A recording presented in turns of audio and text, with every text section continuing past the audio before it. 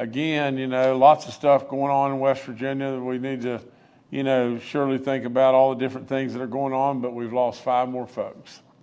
And we're up to 7,450 deaths in West Virginia now. I say it over and over and over, no matter where I go, same thing. It's just, this is tragic beyond all comparison. We're getting through it. I urge you absolutely to get your vaccinations and your booster shots for sure. But I ask you over and over, and I mean this, please, please, call these folks. If you know them or go see them, reach out a hand of kindness. Please let them know that they're not alone. And if you don't know them at all, at least send your prayers up. Some way, somehow, they'll know. The 7,446th death in West Virginia is a 57-year-old male from Wood County. The 7,447th death, a 90-year-old female from Wayne County. The 7,448th death, a 79-year-old female from Fayette County. The 7,449th death, an 83-year-old female from Lincoln County. The 7,450th death in West Virginia is an 84-year-old female from Kanawha County. Sometimes over the weekend we don't pick up and don't have the reporting come in and everything on all the folks we've lost. But this is an additional 5 wonderful West Virginians that we've lost. Please keep them in your prayers. Condolences also go up to a great lady that worked as our Inspector General in DHHR. She worked with us a long, long, long time. Her career began in 1992. She served in all kinds of managerial roles and until she was appointed to our Inspector General. Without any question, a true public servant with a lot of knowledge.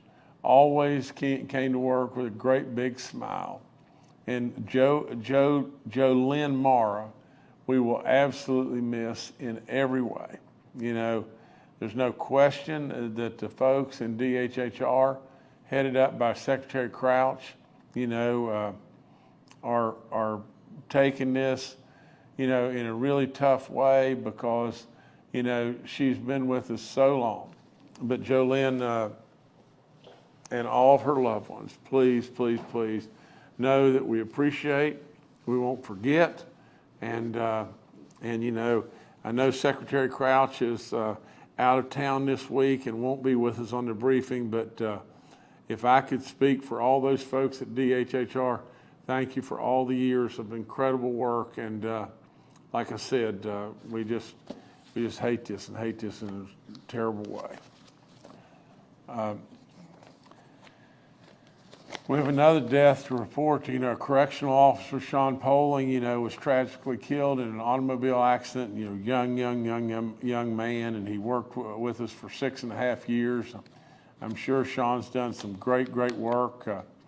Kathy and I offer up all of our condolences for Jolynn Mara and or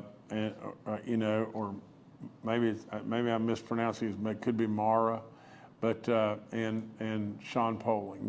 These are great people, and they'll surely be missed. This was an automobile accident and everything with a single car accident, and we don't really know exactly what happened, but it's tragic. It doesn't really matter what happened. From the standpoint of our numbers, we have active cases of 833, new positive cases of 795. The daily positivity rate is at 7.73, cumulative rate at 8.56. We have almost 595,000 people that have recovered in the state of West Virginia from COVID. 184 that are hospitalized, 31 in the ICU units, 13 on ventilators. And you can see our map is still mostly green. We're thankful for that for sure. From the standpoint of the Omicron booster shot, please, it's eligible. It's available now for 12 and older. Please, please, please consider getting that booster shot. If you've been vaccinated, your series of vaccinations have got to be in place and everything, but please, please consider getting that Omicron booster shot if you've been vaccinated. From the standpoint of our numbers, continue Slow but surely, we continue to have better and better numbers. Absolutely, without any question, the more we get vaccinated, the less will die. We know that. And these vaccines are very, very, very safe. We can never say never, but they are absolutely very safe. From the standpoint of the vaccine calculator, all the information's there. It'll help you and guide you when your shots are due. From the standpoint of all the information on our vaccine info line, it's all up there on our website. From the standpoint of outbreak, 67 in our long-term care facilities, none in our church community, 24 inmates and 20 staff cases today. I remind you that homeowners assistance program is still available to you. It's extremely big dollars and everything. If we can get you qualified, all you got to do is call us and see if we can get you qualified. From the standpoint of giving blood, over and over, I say check with your physician. And if they're good to go and everything, please consider giving blood.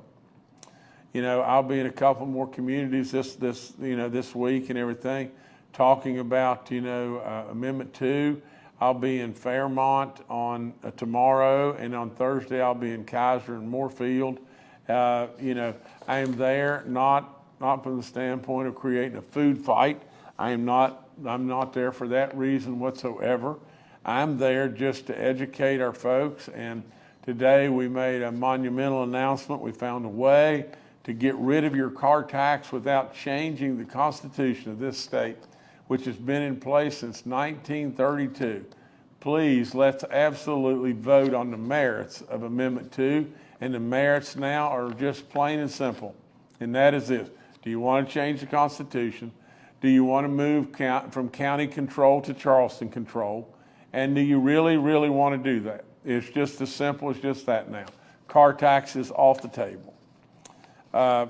From the standpoint, I guess the only other thing I have is the announcement of a deer hunting season that's coming. It's right on top of us right now, and that's the antlerless deer season. Our DNR does unbelievable work in managing the deer herd.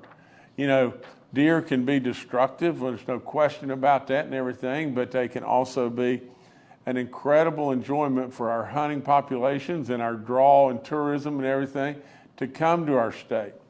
This antlerless season is going to be, I think it is for 2 days, the 15th and 16th October, and it'll come back for 2 more days, the 26th and 27th of December. And this early season is there for kids, it's there for people with disabilities, and it's there for our senior citizens. So it is a great opportunity to get out, enjoy this incredible foliage. I don't know how it could get any better.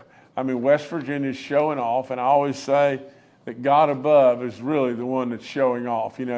I'll never forget that, in the early spring when the forsythias are just coming in bloom and they get brilliant yellow and everything.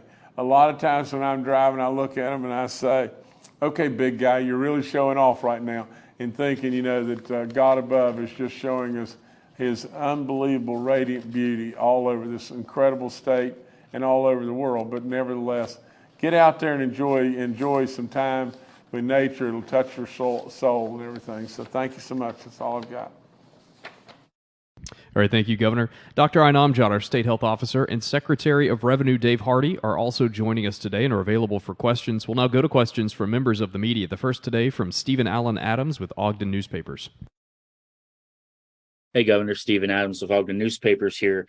Can you talk a little bit more about the plan that I believe you floated the county superintendents about another 5% pay raise for public employees for the next fiscal year, and your plan to possibly do the same the year after that? How much are we expecting that the cost? Thank you. Okay, Stephen, I'm going to defer to Secretary of Revenue on the cost and everything. I think you're probably looking at about, if I remember correctly, somewhere in the neighborhood of 130 million, some number like that, 120 to 140 million. But nevertheless, we'll go to him. He'll know more precise than I know exactly on that. I mean, here's the whole thing, Stephen, and this is how I see it, is we have built incredible surpluses in West Virginia. Man, we have taken care of the people with 3 pay raises along the way. They've been historic. They've been the largest in history, each and every one of them and everything. But at the end of the day, Stephen, it hasn't slowed us down any, has it? I mean, when it really boils right down to it, we've given historic pay raises and we're still racing forward in a great way. Absolutely, with all in me, I truly believe that we should reward the very people that are helping us. They absolutely are helping us. They're the ones that are absolutely paddling and paddling as hard as they can every day, and they're doing great work. From the standpoint of government and government itself, we have significantly reduced on my watch the number of people that are working in state government. And that's been a heck of an accomplishment. What we have done is we have done exactly what I say over and over, mind the store in a good way. Well, we've done it, and we continue to do it and everything. Now, from the standpoint of floating that up so that, I mean, this is so silly, it's unbelievable. I mean, this is preposterous, but when I was meeting with the superintendents and everything, I talked about PEIA, and I talked about from the standpoint of the need of trying to somehow keep PEIA funded properly and everything. It's really difficult, really difficult to find a mechanism that is a guaranteed mechanism going forward and everything. And we've had task force and we've worked on it a whole bunch. It's really hard. But what we've done along the way, is a couple years back, we put, well over $100 million in PEI just to prop up the funding. And we may very well be in a situation to where we've got to, again, and there's numbers floating around anywhere from 40 to 60 million to 92 million to maybe even a little over 100. But we may very well have to prop that back up as well going forward. But I don't think it'll slow us down. And absolutely, Stephen, I really believe we can do it. But when I mentioned that at the superintendent's meeting, we walked out of there and everything.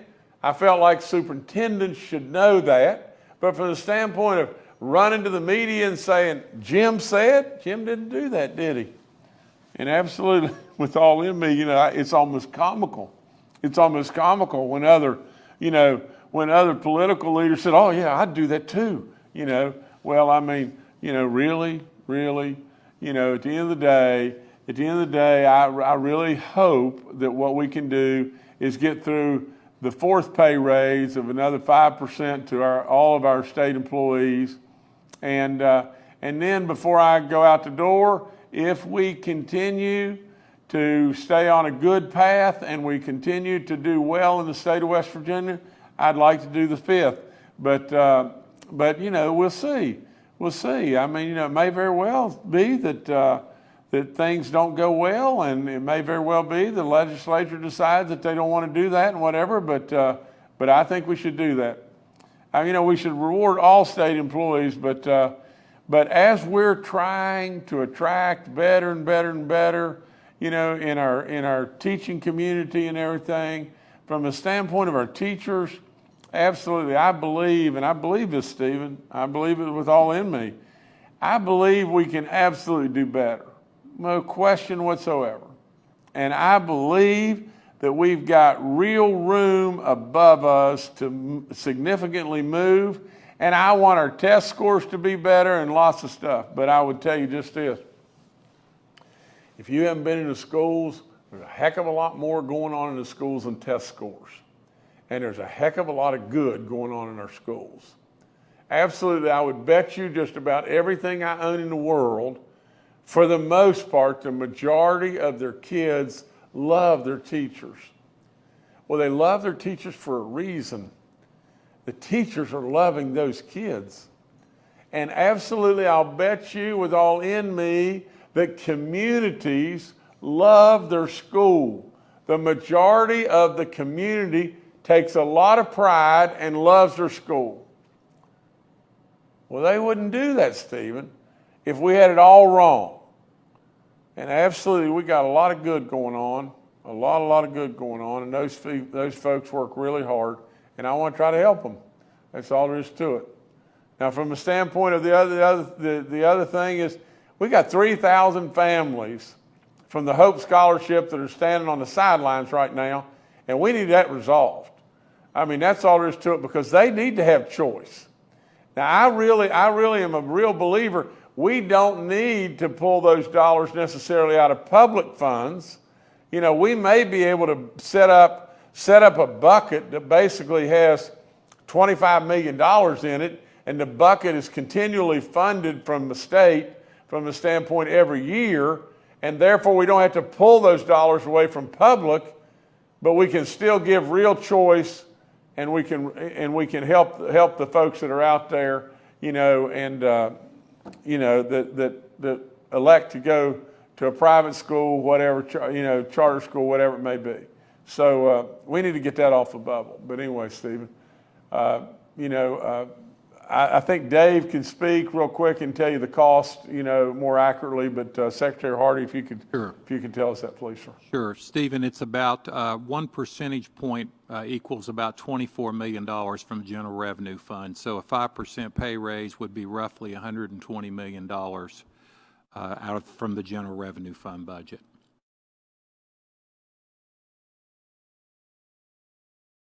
All right, thanks, Stephen. Next to Mark Curtis with Nexstar Media. Good afternoon, Governor and fellow reporters. Governor, regarding this rebate on the car tax, the vehicle tax, do you plan to call a special session of the legislature to do this? Do you have a date set in mind? Would it be before or after the election? And you floated this idea for some time that you might have some type of rebate, and there are critics already concerned that this is going to create a paperwork nightmare, that people will pay their taxes, have to fill out a form to get the rebate, and this will put an undue burden on the tax department to get checks back to people that maybe they shouldn't have had a right in the first place. So if you could address, again, the timing of the special session and the issue of the workload it might create. Mark, I really believe it's going to be difficult to do before the election, but we could drop it in between, when we come back, for a regular session and after the election. I think that's going to be a little difficult, to do from that standpoint. From the standpoint of the difficulty, with our tax department, the tax department was heavily involved in creating this system for us. I mean, for crying out loud, I don't know why in the world they would be heavily involved in creating this system and then say, oh gosh, this is going to cause undue problems for them in every way. I think that's a little much. But people that are coming up with an excuse or bush to hide behind or whatever like that, more power to them. But all I'm trying to do is take an issue off the table, get money back to our people and everything, our hardworking folks.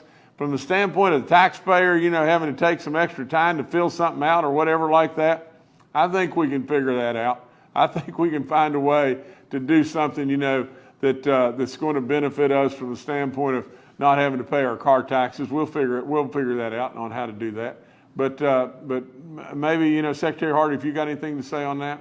Sure do. Mark, I've talked extensively to our tax commissioner, Commissioner Matt Irby, and we are ready, willing, and able, and tax is ready and has the technology available to get a rebate program up and running pretty quickly. They have a very sophisticated system there, computer system. They're required by IRS guidelines to have that. Most of the requirements for tax are handed down by the IRS. So we vetted that very carefully before we would even agree and propose an idea. And it will be an online application, or perhaps you can do it by paper. Either way, it will be a very simple application, probably take 5 to 10 minutes to fill out, and tax is very well equipped to return money to the public. That's what they do every day. Come back to me if I can just say one other thing, and it's just as simple as this. This is a way of getting money to the taxpayers without taking it from the counties. I mean, that's all there is to it. It's just as simple as that. We won't have to take money from the counties, and absolutely we'll be able to get the money back to the taxpayers and take care of this issue and get it off the table. All right, thanks, Mark. Next to Charles Young with WV News. Hi, this is Charles Young with WV News. Just to follow up on Mark's question, Governor, have you talked with the legislative leadership about this act? You'd need their support to pass this. Have you spoken to them about it? Thank you. I have not, Charles. You know, from the standpoint we've been so round and round, and I defer to Chairman Householder. You know, how many times have we offered compromise,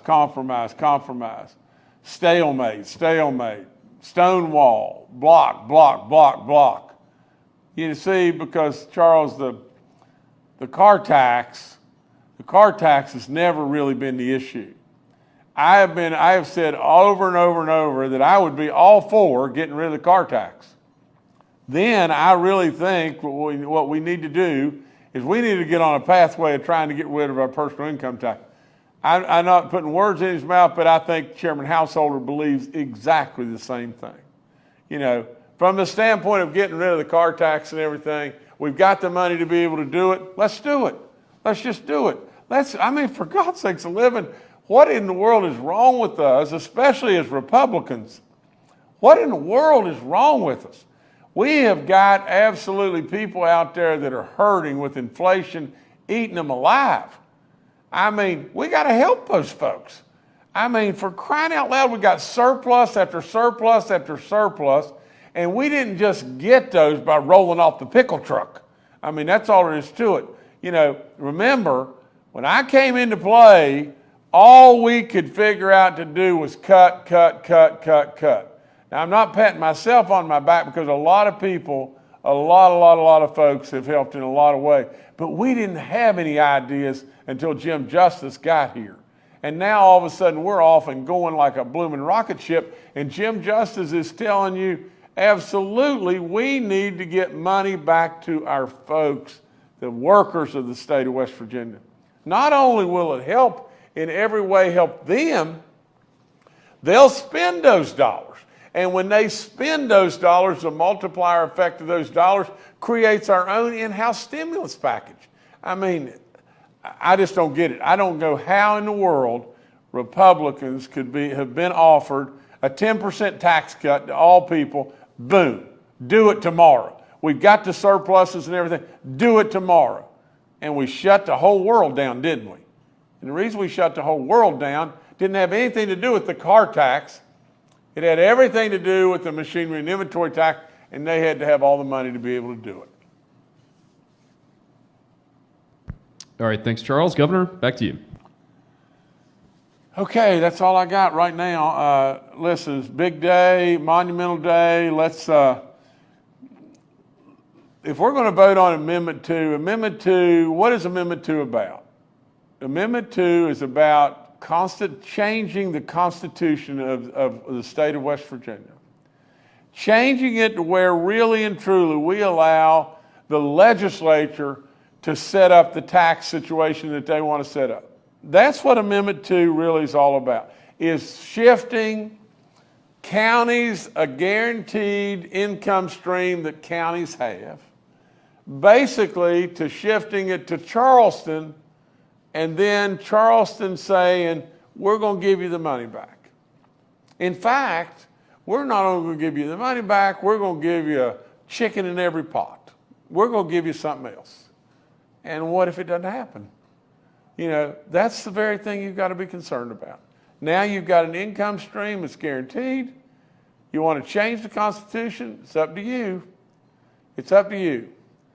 Everybody wants the car tax. So I've found a way to do it. I've found a way to do it and take it off the table. Let's take it off the table and let's vote on Amendment 2, on the merits of Amendment 2. Let's just do that. And then whatever the vote is, I'll respect the vote wholeheartedly. Thank you so much. That's all I got.